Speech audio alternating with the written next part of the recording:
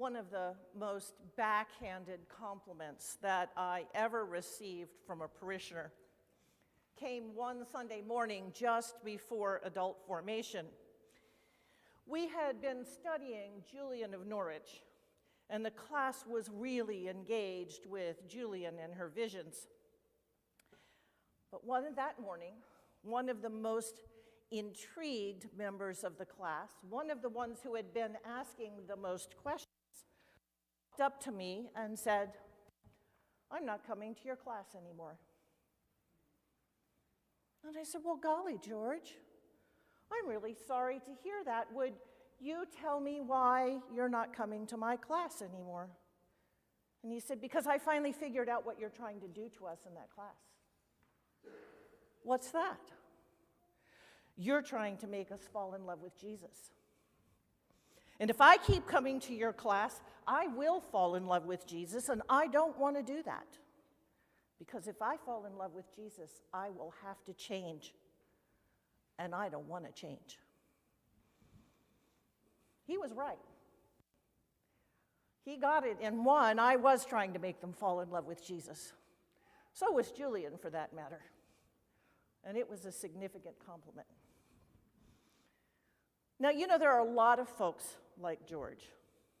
They come to church every single week. Like him, they'll even teach the children and sit on the vestry. They do all sorts of work in the parish. But Jesus, no, we don't want to get too close to him. Because if you get too close to him, you'll have to change. And they don't want to do that. But if you read the New Testament, there is no escaping the fact that change is precisely what the church is all about. The mission of the church is to invite people to embrace that change as they embrace Christ, to invite them to be disciples of Jesus in relationship with him and with one another, and to invite them to be changed.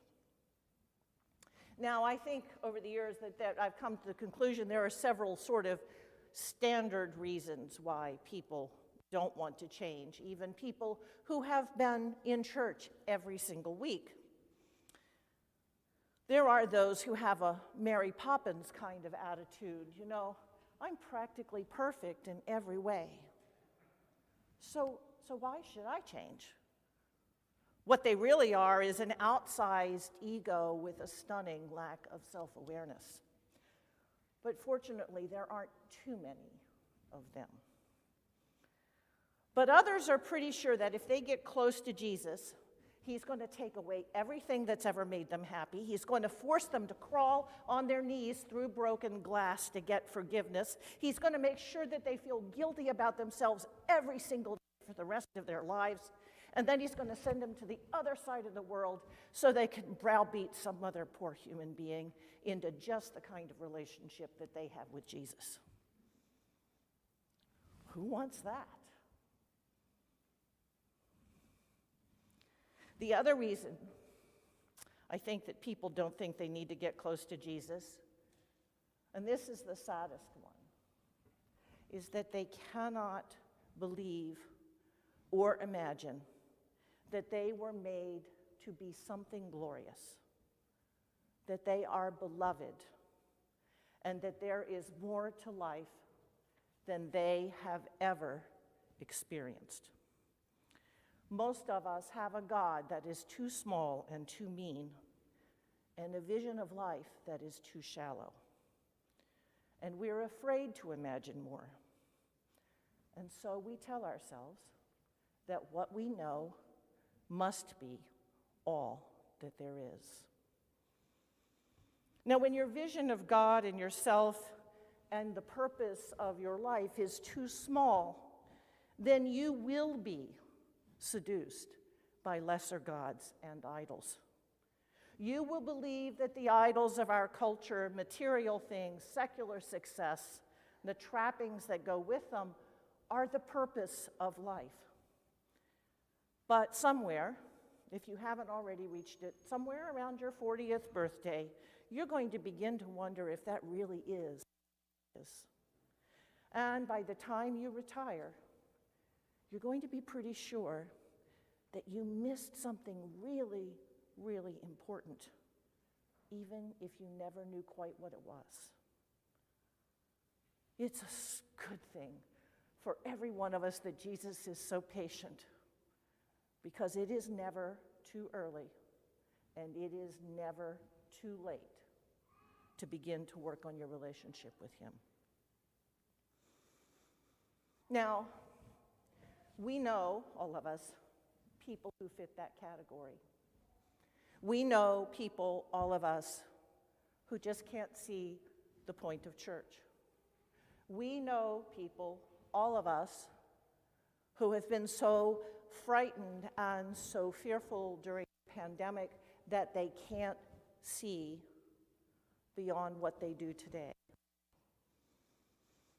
And even though we've been aware of that here since the beginning, in the summer of 2022, in the very beginning, little did we know of this pandemic, in the very middle of a culture and a climate that wasn't all that excited about churches and Christianity in general, the Vision Committee here at Good Shepherd and the vestry committed us to a vision of building strong disciples and teaching them to follow Christ and to serve others.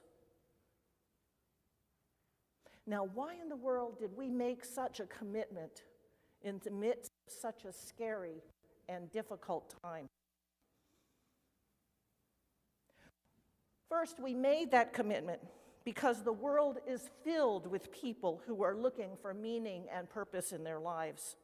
They are hungry for something that is bigger and more important and more life-giving than anything they have ever had.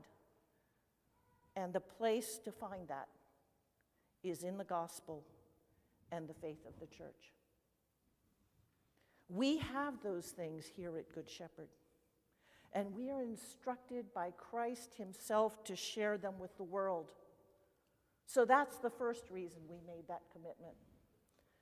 The second reason we made that commitment was for the people who are already at Good Shepherd. A church is not a social club. It is not a place, or it is rather a place where all of us, from infancy until the day that we die, are called to be shaped and formed as disciples. In the world of Jesus, a disciple was a student who lived in the master's house, who sat at the master's feet for teaching, who learned the meaning of the life, of values, and the way to live from the master, and who loved the master as father and guide. Being a disciple was, being a disciple is, a whole life commitment. So for the sake of our community, for the adults, for the youth, for the children, we have made this commitment to build stronger, more knowledgeable, more active disciples of Christ Jesus. The third reason we made the commitment was because we live in one of the fastest growing counties in the entire country.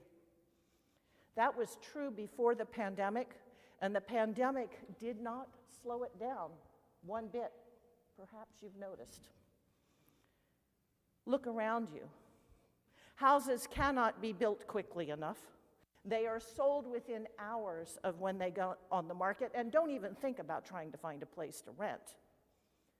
It feels like all of those people who have decided not to move to Texas or Florida have decided to move to Tennessee. And these are people who are hungry to find a place where their deepest longings can be met. These are people who will want to find a church, who will want to find a community, who will want to find a place to be.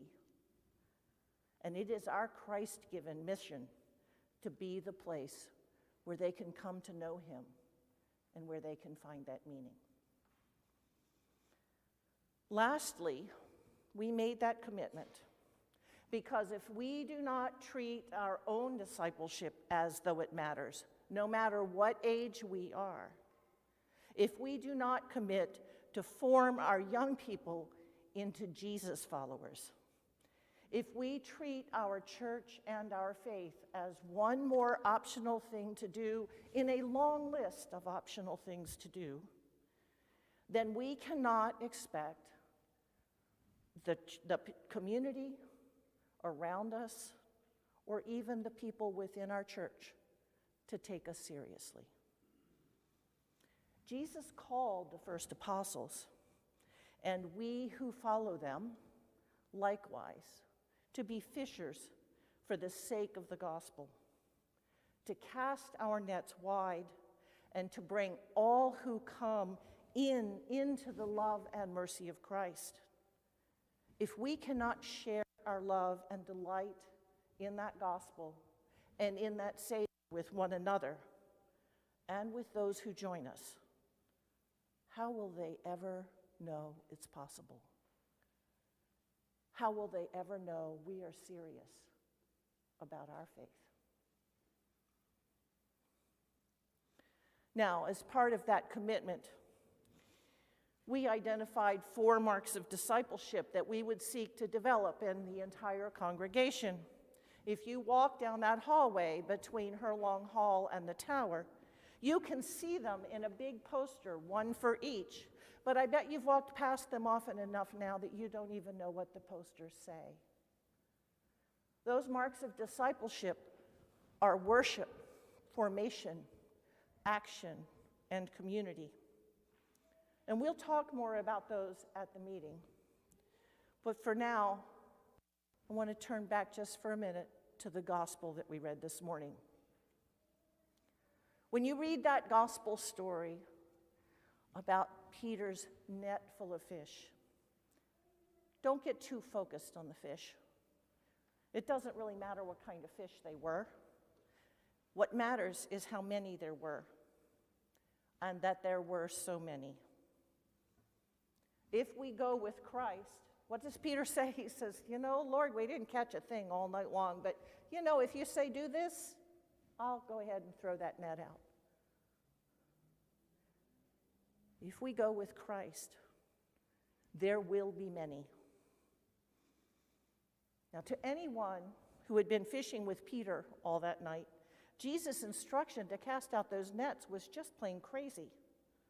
They weren't that far from shore. The fishing had been terrible, and the fishing was better at night when the fish came to the surface. So why would you do that? Because Peter took a chance. And there were so many fish that the nets could hardly be pulled in. And in that haul of fish, Peter and James and John were set on an adventure that they could never have imagined if they had not followed the one who told them to fish. Now, at Good Shepherd in 2020, and all through last year, we did what might have looked like a really foolish casting of nets. We were in the middle of a pandemic, and no one had any idea how long it would last or how bad it would be.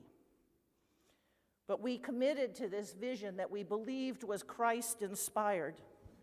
And to make that vision a reality, we refinanced our mortgage, and in the process of lowering our payments, got the money to refurbish our building and create our own spaces for ministry. We added 2 staff members so we could improve our communications, our outreach, and our care for one another. And we launched a whole raft of new programs and events in the middle of a pandemic.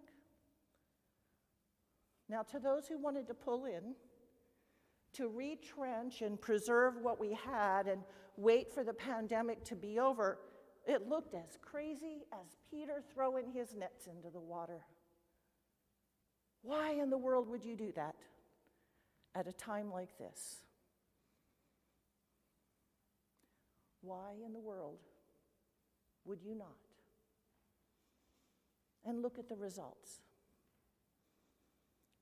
Over the last 2 years, we've had over 70 adults and children and youth join our parish.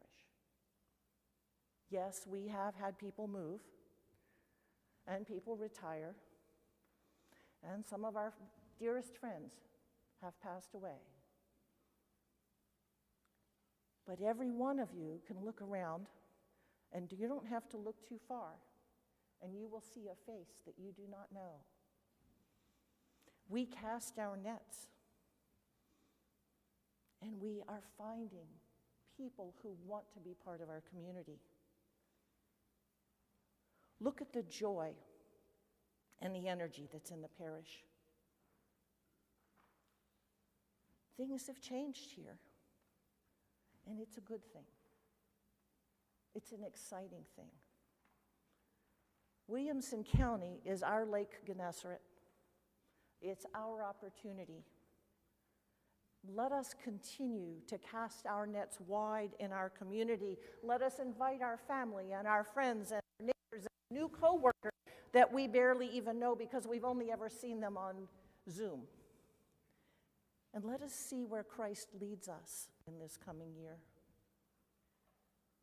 You know, Peter was pretty bold and just a little bit foolish when he took the chance on doing what Jesus said. Let us be like Peter, pretty bold and just a little bit foolish for the sake of the gospel. Amen.